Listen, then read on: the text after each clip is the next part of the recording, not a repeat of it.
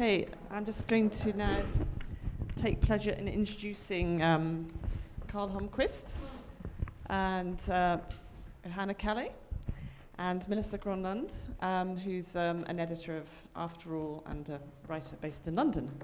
And the title of the conversation is The Look of Words, the Ideas They Conjure and the Memories They Evoke, but I'm sure it'll go in many different directions. So over to you. Thank you. Super, thanks for that. Can everyone hear me okay? Yeah. Okay. So I'm going to talk for about 45 minutes with Johanna and Karl about the exhibitions, their work in the exhibitions, and I think this relationship between writing and language, which is obviously the key question under discussion here. And then Karl is going to do a reading of one of his poems from K, which is his new book of poetry, open for perusal in the Outset Library. And shall we go for questions after that, or do we think? Yeah, maybe. Yeah. But if anyone has any questions at the end, or if anyone has any burning questions, feel free to raise your hand, and we can incorporate them into the talk. I wrote the catalog essay for both of the shows.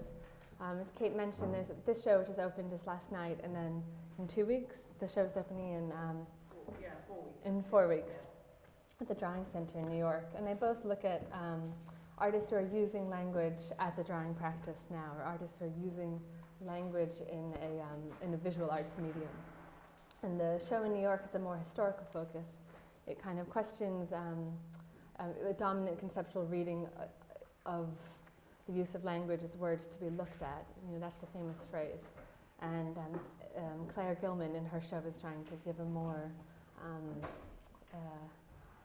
narrative to it. She's trying to look at the recurrence of autobiography and identity and the person behind works that use language. So this idea that we use language to tell a story, and that story is often about us. So she's kind of, tracing a separate history. And then the works in this show, as you can see, are more focused on the present. I think they have a wider geographical focus, which is something that's, I think, really interesting about this show. And it looks more specifically about this idea that writing is a form of drawing. So when we write something, it's a form of draftsmanship, which is something that was, I think, talked about briefly in the discussion before. But I think it's a really compelling idea, this idea that we, when we make marks on a page, they have this ability to say something about us. You can psychoanalyze someone's handwriting, or you can tell someone's, that's their writing. I know they sent that note, for example. So this link between, the indexicality of drawing, the indexicality of writing is really crucial here. So, and I think you can also see that link between writing being both iconic, it's something that is something, and referential. So Annabel's piece that was talked about before is both research and also performs research. So it is a picture of research, and it refers to research. So there's this different ways that we can read or not read or just see the language on show. And one way we can start to think about this multi-layered way of accessing the drawing and writing on show is through Karl's work. Because Karl, I don't know if you know his work very well, but it occurs on 3 platforms. And the platforms are often separate, but they're also all interrelated. So he does performances like the one he'll do later. He publishes books so that his poems are written as well as, and read as well as performed. And he also installs them on the wall as installations or as drawings or as even paintings, however they want to be read. So he's really the question of medium, which is still something that hangs over us, what medium is he working in, is something that is very hard to apply to his work. Because he both courts the distinctions among the media and alleges that they don't matter. So with that in mind, I'd like to talk to you a little bit about this idea of identity when you are making your work, because when you draw, you do have that sense of, as I said before, writing, and you can tell someone's handwriting. But your works often question identity in that they're composed or comprised of quotations from other sources. They're comprised of slogans, pop music, art world, sayings, and the titles of your works. What's My Name, which is the previous book of poetry. This one is K, which is kind of like okay, but also K being the first letter of Karl's name. So your work kind of circles identity in a way, while also pushing it at bay. And I was wondering if you could talk about that in relationship to drawing and writing. Yeah. It's just things I do, really. I don't know. I mean, maybe it circles. Maybe the result is something circling identity, but that wasn't a setup, a construction that I started out working from. But certainly the handwriting is a mark, a personal mark, a way of making something intimate and personal and improvised. This is also maybe something which is bridging these different practices. And in terms of drawing, I'm also very interested in calligraphy and this idea of Japanese calligraphist masters practicing their skills in order to do this very simple signs on paper or rice paper or whatever they're using, and it's somehow like you're keeping your skill inside your person, and it's a kind of continuous improvised format somehow. I don't know whether my handwriting is all that aesthetic or pleasant to the eye in that sense, but it has that aspect to it when I sort of improvise something on the wall. The books I usually do with graphic designers, so they would be more controlled and more worked on, and it's something I collect books. I collect artist books and also other books actually, but it's something I enjoy, and I find the pleasure of the beautiful book is something that I enjoy. And what was the third thing? No, that's all three things. Yeah. Getting back to this idea of calligraphy, I mean, I didn't know that you were interested in it. Is it the repetition? What exactly is it that draws you to it?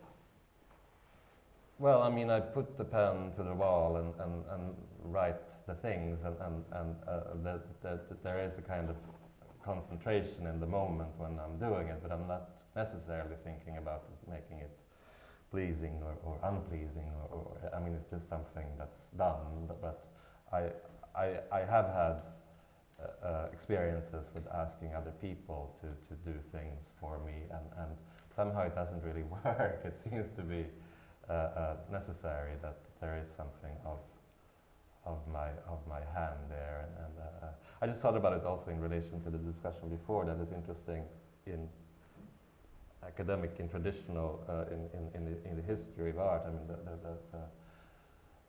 the writing, the hand writing, often comes in the signature of the artist. I mean, it's a way of authenticating something that you know that it's by this person because they have written their name, usually in the lower right corner. So there is some kind of ritual or some kind of magic involved in this idea of the writing with the hand. And the signatures are often iconic in that they have the Picasso as the underline, like it's made into some kind of stamp, some kind of image in a sense. But this idea of the repetition of doing calligraphy or doing it over and over again, so you kind of zone in and out of concentration, kind of like the work behind us. I mean, that's something I was thinking about. Writing and something that you kind of go into the zone of non-creativeness about. Like if you think of Hannah Darbervin's ooh writing, there's something, despite the fact that writing is linked to this creative force, you're creating something where there wasn't anything before. Often when people use writing in a contemporary art sense, they kind of pull that back and make it something nonsensical, just purely visual, or asemic or asymptotic. And that's something that in your work you've used an automated printer, is that right, to produce the words for rain? Not automated. I used old typing machine, the old kind that you would use in 1940, that you have every letter you have to press one key to have the text on the page. So it's manually, and it's just I would say that it is slightly related to printing in a way, but each letter is individually printed onto the page. Do you want to talk more about how you made Rain is the work that's, I mean, on my right side, on your left side, and it's different words for rain from indigenous tribes of Colombia, languages that hadn't been written down or hadn't been institutionalized. And Johanna, if this is right, collected the words for rain and then used them in some kind of, put them up in columns to almost mimic the effect of rain. Is this correct? It is. Could you talk a little bit about how you made it? I started collecting words many years ago, and I was very fond of how these words sound, not only native indigenous words, but words from other languages, sometimes misspelled or mispronounced things that I overheard from other people. And in this particular work, I started like doing a research, not in a scholarly way, not in a scientific way, but trying to find out which would be the best material I could work upon. The research involves also trying to find out photography, vintage photography that talks or shows what the indigenous lives were 50 or 60 or even older time ago, trying to find out testimonies of first-hand of what their lives were about. I usually go to antique shops, to second-hand bookshops, and all this process takes a long time. I gather all the material I think is important or relevant, and it's like parallel and different lines of research at the same time. Once I have gathered all these materials and objects and reference and sources that I'm interested in, I start picking up and focusing on the subject matter I want. And these words, these indigenous words belonging to many different languages that are still alive, that are still spoken by native Colombians, are around 68 different languages, all that can be classified between 14 linguistic families that have never had the written form. They are oral languages, and there have not been many studies about their grammar, their syntax, and I thought it was important to keep a record of these spoken words. And I started to pick up certain words, because trying to have the complete or the extensive range of all the words these native languages have to describe different ways of reigning is really not possible, at least not at this time. And some words are very, very similar in pronunciation. They have a different accent. So I tried to keep one that was similar to many others as a representative form of doing this depiction. And one thing I thought it was relevant for this piece of work was that one language, as the Spanish, is being imposed on many other languages. That's why I decided to have like one text juxtaposed to another one.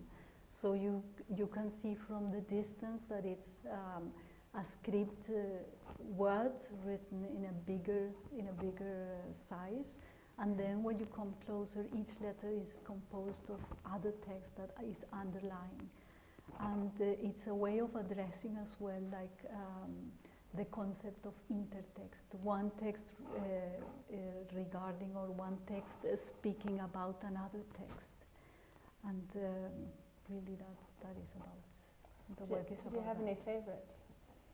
Well, no, not really. I regard it as one piece. The 97 drawings, I regard it as one piece, so it would not be fair to signal one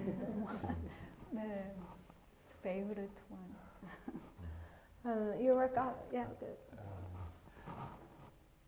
I just wanted to add that my interest in spoken word is also based on an idea that the introduction of the print and of the written word as a kind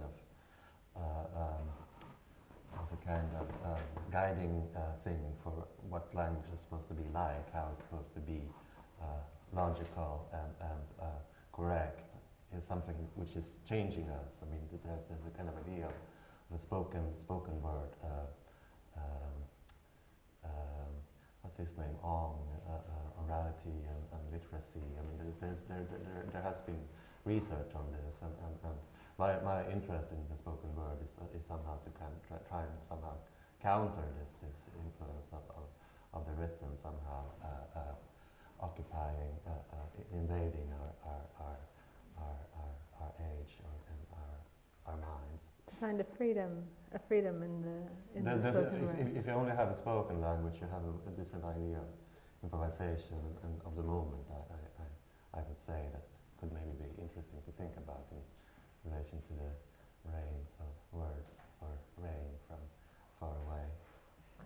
I mean, one thing your work does is it looks, I mean, both of your work, looks at how the written word or language in general determines realities, or imposes constraints on what we can think. I mean, I read in an interview you talked about how if there was the Spanish word for a female president would be presidenta, but it sounds like a mistake in Spanish. So that is this right? That even if you have a female president, it will sound like somehow wrong to address her as such. Is that? Well, the thing is, there is still very much, I don't know how to put it, language has a signals power somehow. So when people talk about a president and they refer to a masculine form, they somehow are stating that there is no possibility that a woman can take that place. Okay. So people who still speak about these specific words in the masculine form are avoiding to address the female words, and even people correct you if you say presidenta or if you say jueza, because they think it's a mistake, but it isn't. It's just a way of trying to make the language a means not to discriminate people, as for example, not discriminating native languages. When you don't see it written, you only hear it, and there is no record. There is more possibilities to have this sort of languages being discriminated.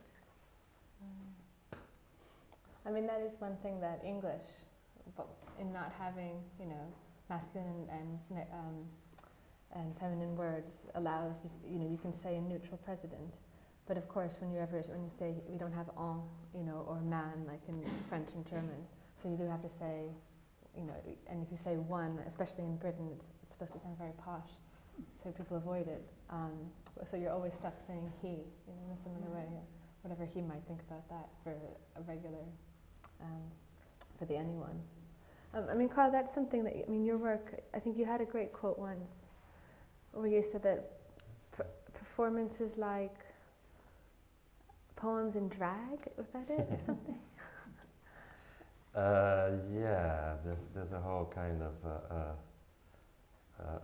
construction around this idea of the written as the correct, as the law, as the guiding principle, and spoken as the more emotional and improvised and somehow floating aspect of language. So I'm somehow made some kind of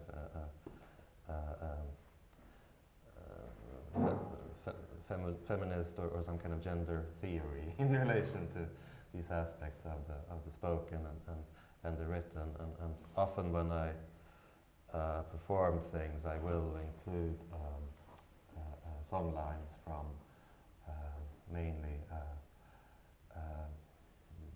I would say black, I would say women singers, Rihanna, Beyonce, all these different ladies that have words circulating in the ether through the radio and the computers, and that's where the kind of drag show element of the whole thing comes in, that you somehow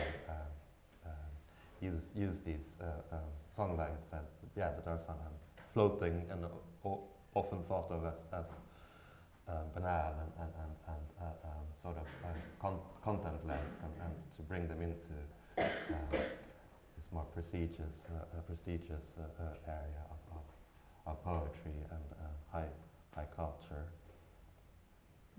That's very interesting. I mean, I think I don't know if it's useful to think about gender in relation to artwork. I mean, I often wonder if that's something that happened at a certain point, and if your panel was post-digital, maybe we're the post-gender panel. I don't know, but I mean, there are, I think, connections between this mode of making work and women's work, and that they're very repetitive. There's something that's done in the intimacy of the home. There's an idea of intimacy around drawing, and I wonder if you could, it's funny to think about these works as challenging gender norms in a medium that you could plausibly draw connections between what might have been characterized in the 1970s as women's work. This is just an idea I'm throwing out there. I don't know. You can challenge it later if you think it's going nowhere. But this idea of coining words as a way to kind of create something where there was nothing before is something you also did in Submergent. I can't pronounce it. Submergentes. Submergentes, yeah. Yes, I have been using text for a long time. Usually when I address a specific subject matter, I like to have the words specifically written for that theme. For example, if I'm talking about masculinity, I like to go and find texts that have the expressions that really define that subject matter. One thing that I like about drawing with words or making writing as part of my drawings is that there is always somehow power addressed, even if you take like a word in an indigenous word that nobody has heard, and you try to translate or transcribe it in the phonetical way. Always this phonetics is imposed from other languages. It's not that the native people can read it or that they will pronounce it exactly as a linguist has depicted it. So there is always somehow intrinsically a power relation. You wouldn't want to read aloud as your poem the Words for Rain, would you? Say what? You wouldn't want to read as your poem the Words for Rain. These words? Yeah. I wouldn't be able to. Should we transition over to? Let's just think about public and private. This was also something I thought about in relation to this post-gender discussion. I mean, there's a kind of need for tiny gestures and intimate gestures, I think, in relation to a kind of mass culture and global culture that's developing, and I think this is also somehow a shift in the artist's role, that we are more operating as individuals and as kind of not necessarily celebrating the leader or the state or as artists maybe have historically, but that there's a kind of polarization there where artistic activities can be necessary as a kind of counter activity to all these other things that are going on in the world. And Do you mean in what you address, or do you mean in the means of dissemination? Both, I would say. I mean, how you think about your own work and the formats you choose for it, and also how you communicate it. It's a kind of it's one-on-one rather than someone to a mass. Even though we potentially have mass audiences, I mean, it kind of depends on what kind of artist you are. Is that what's drawn you to performance? The idea that there has to be that we're all here, and it can't be. Yeah, to bring a kind of intimacy to language. The cover, I mean, this is a kind of K made out of Ks, which is somehow addressing that. The big K, which is also painted on the wall, is not me. I mean, I'm one of these Ks, and then you are these other Ks, and then we create the big K together. And there's a kind of fractal logic involved of making things from things, and then they can continue and scale up and scale down as we find it fit. I mean, it's true that one of the things that people think is going to happen, in this digital age, maybe we're post-digital too, is this preponderance of performance. So if you think of things like the Romanian pavilion at the Biennale this year, which performed the history of the Biennale, history of exhibitions and of sculptures that were there, sculptures, any kind of work.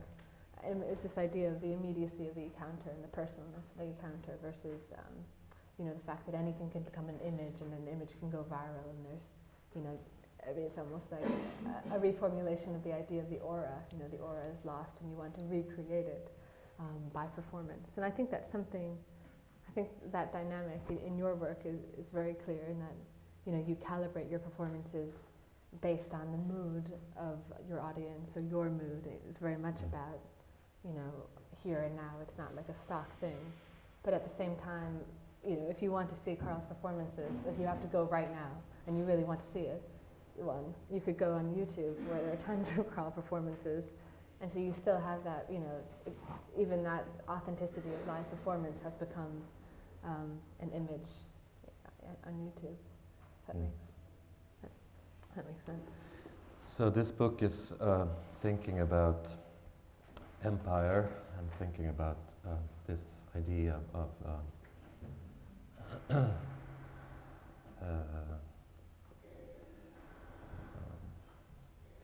creating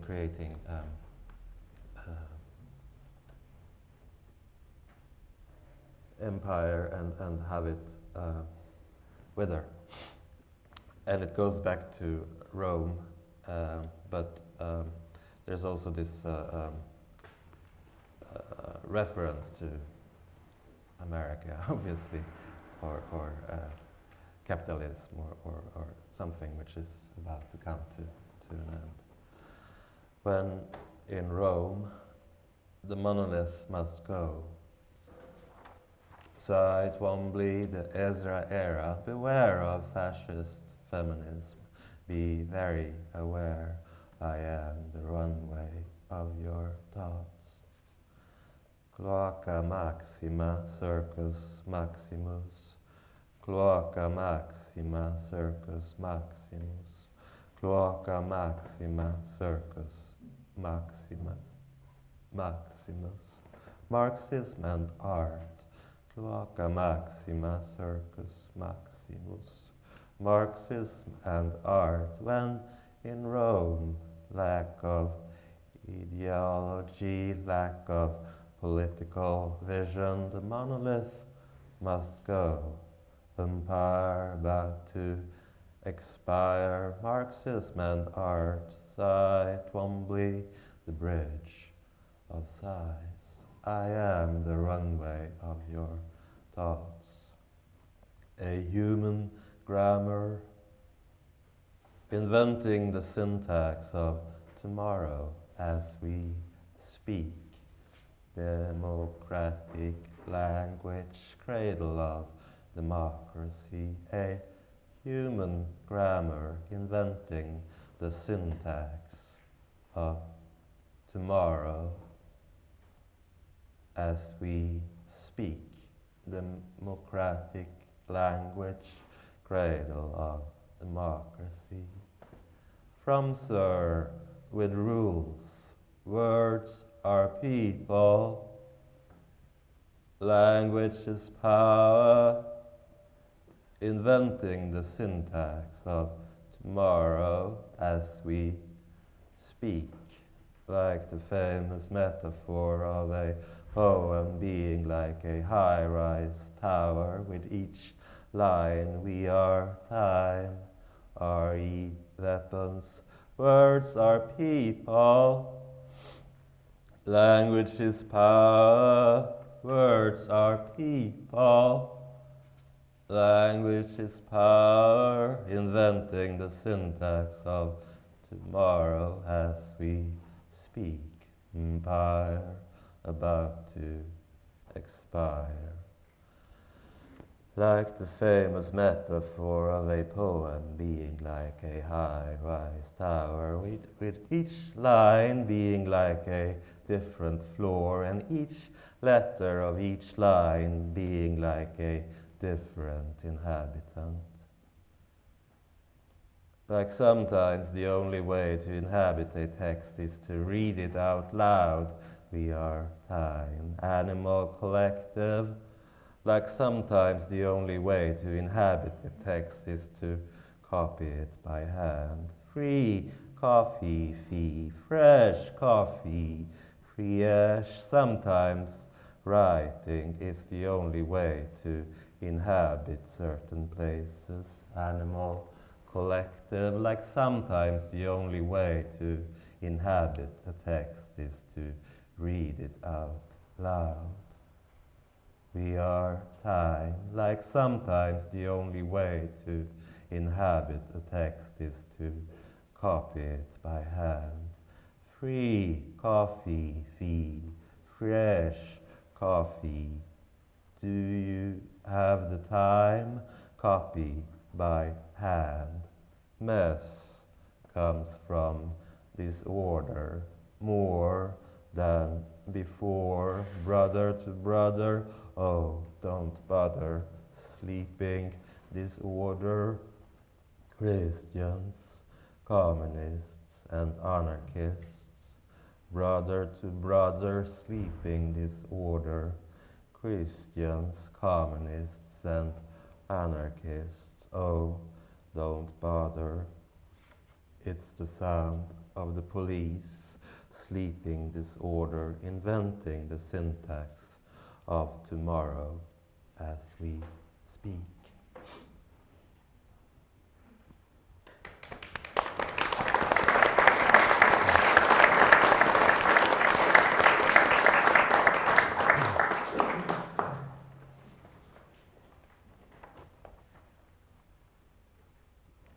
Debbie Harry.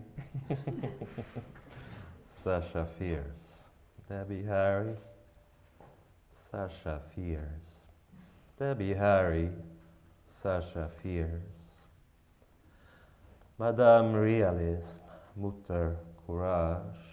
Madame Realism. Mutter Courage.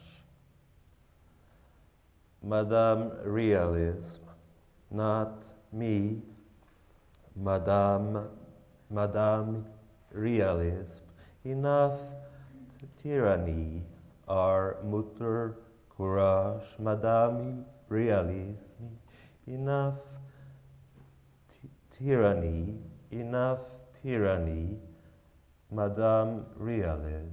Mutter Courage. Enough tyranny. Enough tyranny. Enough tyranny already. Enough tyranny. enough tyranny, enough tyranny already, enough tyranny, will happiness find me? Enough tyranny, enough tyranny, enough tyranny already, no one will be no one.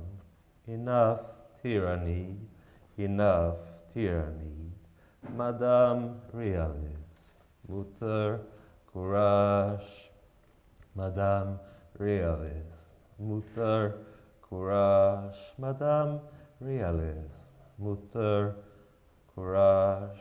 Information wants to be free, and so do we, working in a factory, word for word, working in a factory, dream, factory, emotions, going through the motions, Madame Réaliste. Mutter courage, Madame Réaliste. Mutter courage, Lady Liberty, Tokyo, Joe, Madame Réaliste. Mutter courage, Great White Way, dynamite in China, information wants to be free, and so do we, working in the factory.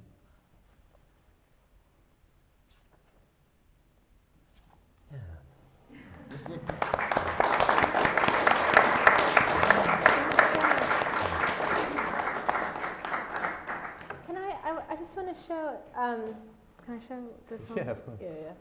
So this is the first poem, well, on the second poem. This is Debbie Harry, so you can see it's, can everyone see it? It's clearly like, this is the influence of concrete poetry, poems that look like the thing they're describing. So like his coffee cup poems, or an apple that's in the shape, where the words letters A-P-P-L-E are in the shape of an apple. So you have Debbie Harry, and then the next one, same configuration of letters, saying Sasha Fierce, which is Beyonce, isn't it? Right? It's Beyonce's drag name, yeah. But I think that question that is a question from the audience from last time. When you're confronted with these works, do you see them as something to be read or to be looked at? And I think that, I agree with that confusion. I often feel like if there's a poem on view, I have to read it. But you stand there, the timing and the exhibition is wrong, and you look at it, but you have to read it, and you're not clear which mode of behavior you're supposed to inhabit. And I think often when people look at concrete poetry like that, it's something to be seen, but doesn't operate on something to be read. It doesn't have that narrative or that motion through time that kind of pulls you in, and you kind of get wrapped up in it, and you identify with it. All those things that happen when you read a book, if you know what I mean. So I think it's interesting to see, a concrete poem being read aloud in this sense, because it's often seen as something not to be read or something not to be spoken aloud. And that's what I kind of mean by the way that Karl works in these three separate media, but his work completely flouts the distinctions, maybe because he doesn't take himself too seriously, like Bernardo was saying, if I can say that. But anyway, so that's why I just wanted to show you what those look like. I think we should open it up to questions here, because there was so much thrown up in both conversations.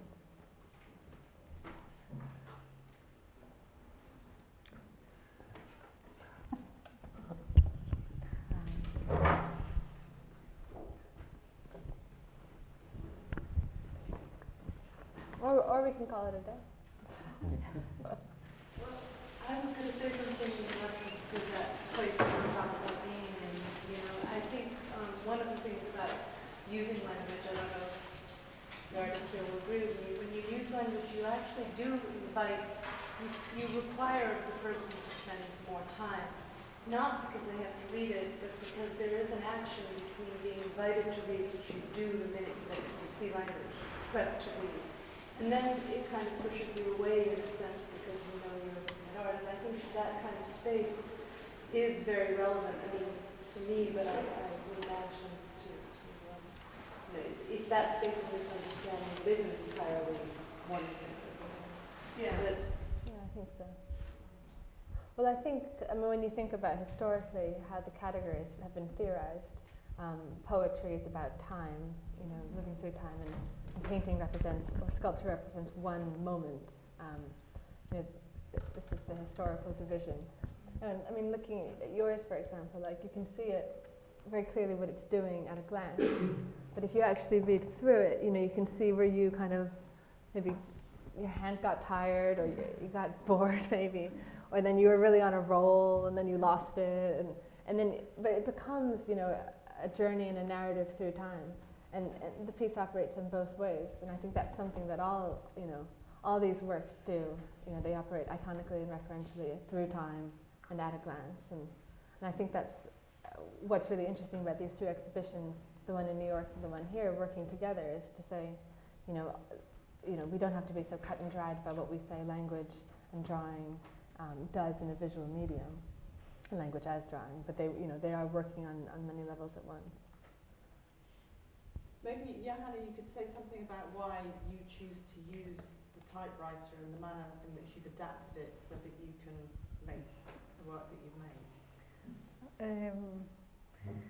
Well, I have been using handwriting for my drawings for a long time, and in this case I wanted to have it the appearance of a script word that you could read from a distance, but at the same time it would have like a printed text underneath.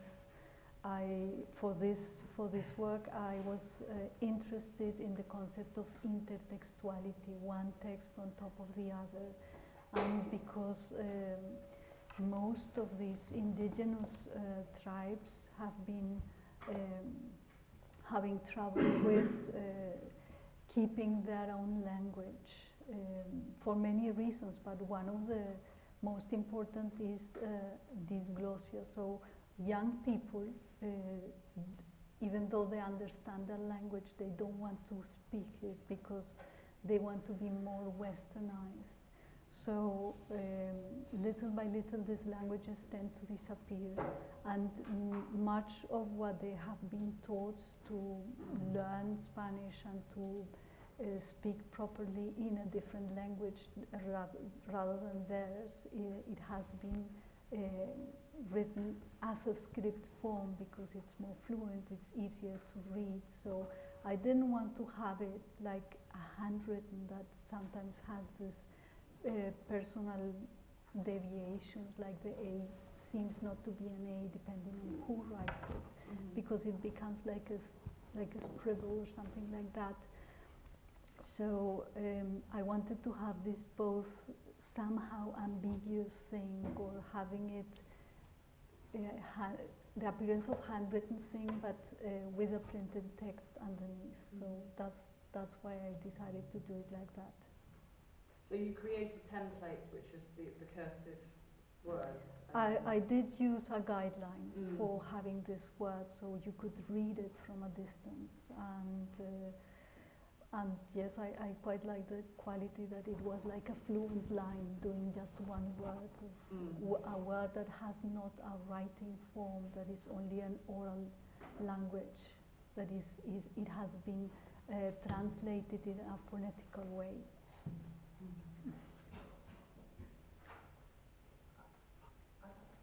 The significance of the accounts paper and the formality of that underneath the... Yes, I had been for a long time, because I do research. It's one of the things I am interested in. Before I embark on a work, I was interviewing different people from different backgrounds, semiologists, anthropologists, people who had lived with native Colombians in the rainforest and in very faraway places. And one of the things, before I knew I was going to work on the concept of rain, one of the things that was reoccurring and that many of these people mentioned was how rain really had a huge effect on their lives because their crops and their fishing and everything depended upon these dry or wet seasons. They don't have yearly division from January to December, but they regard time as the wet season and the dry season. And talking to one of the tribe members I could talk to, he said not even dry season or wet season, but when people are sick or when people are healthy because they have a lot to eat or they don't. So all their economy, everything circulates around rain and the possibility of them or being able to afford their own food. So having an accounting underlying paper was a way of addressing how important it is when there is no money, when there is no currency in a specific society, but more like things depending on natural phenomena. So that's why I chose that. The ledger paper is also a way of keeping records and also changing facts and supposed facts and information, and the subject to kind of alteration, isn't it? Yes, it's usually, well, not anymore. That's long ago. It has been replaced by Excel and some other things of how to keep a specific record. But many years ago, it was used to keep the precise figures of what you would spend and what you would have, and even a small error of a pence or something like that meant that you had to go many pages back just to correct that error and make it all over again. And it is also something that started with researching these materials and supports, that I didn't want to use just one kind. There are many different kinds and ways of keeping these financial records. And sometimes in the faraway places, most of the people are illiterate, so they don't know exactly how to write or how to sum, but they rather draw a 0 or draw a 7, and you can see like them trying to do the exact shape even though they don't know exactly. And because most of this is another reason because of using this ledger paper, most of these native tribes live today in the rainforest that is in the southern part of the country, that has very little communicating roads with other towns. This kind of keeping records is also a way to address how they relate in a different form. It's not like having a mathematical equation that can be exact in that remote space or place compared to that you have in the city, where a calculator is very easily used and you know exactly to multiply, and every time it's going to be the same result. When you do it by hand, there is always a chance to have an error. Just as a kind of way of remark, I actually thought that you used it because it is the most archetype. It's related to the oldest archetype. Writing actually was invented for accounting. It's true. The oldest instances we have of writing, of text, are accounts. Oh yeah, like 5 cows, 8 sheep. That's it. I mean, it's such a precise rendering of one simple word. Thank you for that explanation. That's amazing.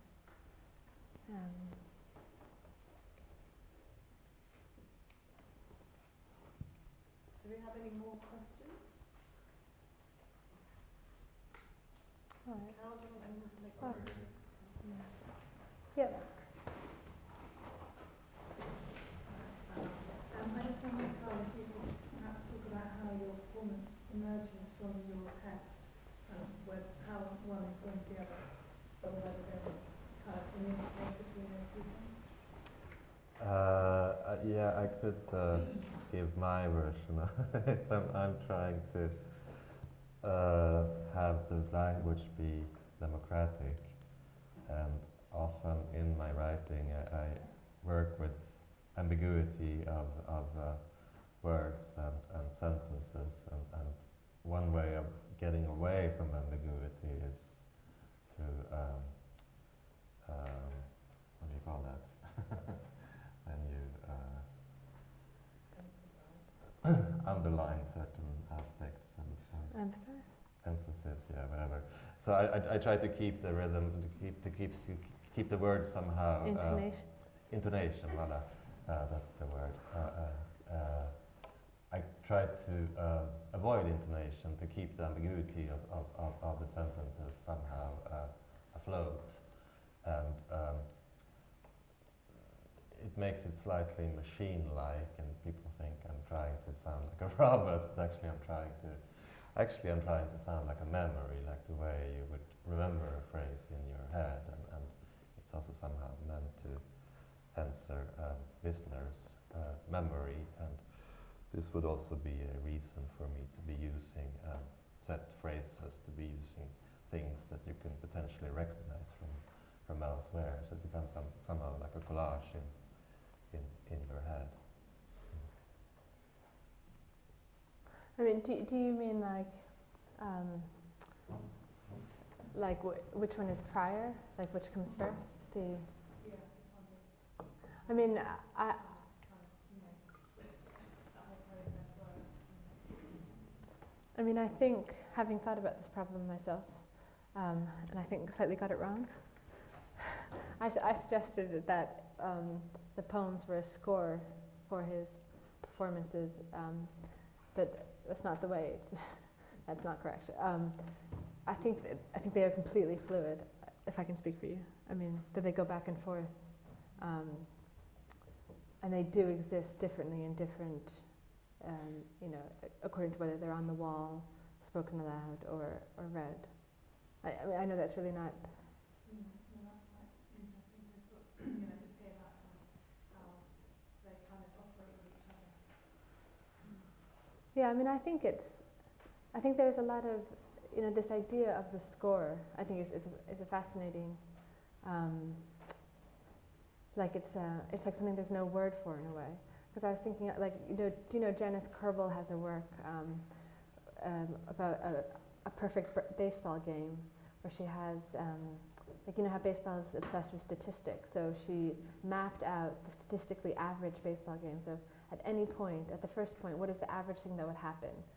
Maybe the player gets to first base, and at that point, when you have one player on first base, what is the statistically average thing that would happen? And so she kind of has this game unfold for itself, where so she's not writing it, and I think a score is kind of in that way, like it's this thing of potential. It's neither the thing, you know, it's the performance is to come, and I think. So I think you can read his poetry, Karl's poetry, in that way, even though I think for you, that's probably less the way you think about it.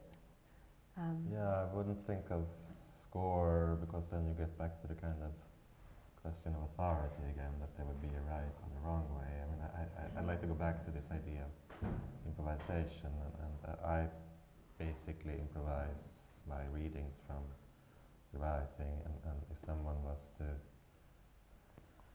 do it themselves, I mean, they would need to find their own way of improvising it, I guess. But when you're writing your poems, are you saying them as you write them? Most of the time, yeah. They somehow appear in my head, like a crazy person. I hear them in my... Yeah, but then I try... Obviously, I write to perform often, so obviously I kind of try things out, not in front of the mirror. No. I more kind of listen to my I do talk to myself. Yeah. So how do you feel about other people performing them? Is it only you that ever performs them, or do you? Because presumably people can buy your books and read them. Yeah. No, I love that. Do you That's expect them wonderful. to be reading them out? I think they work better if you try to read them, yeah. And usually what I enjoy in terms of literature is often things that somehow work orally rather than I don't really read detective stories. I mean, I would read more kind of experimental writing and things that are more connected to melody and rhythm. And, yeah. But that dissemination is very important for you, isn't it, Karl? Because before you were having books published, you were writing your poems and photocopying them and disseminating them in that way. Yeah. Sharing what you've made with others is very important. Yeah. In a kind of very free, unprecious way. Yeah, also coming back to this idea that writing is somehow around rules, and that language, I mean, there's also this idea that language is a boring thing, that it's something that's somehow restrictive, and I think it goes back to all of our horrible experiences in school when we have to learn things a certain way, and language is something which is imposed on us, and we're punished for not treating it correctly, and as an artist, of course, you can do all kinds of things wrong, and you have this freedom, and hopefully there's some kind of element of joy or something that enters this whole kind of process, and you can feel differently about language and what you can allow yourself or not in relation to it. Yeah, that's just to sort of draw in one other artist who's not able to be with us, Shahzia Sikander, whose work is in the front room.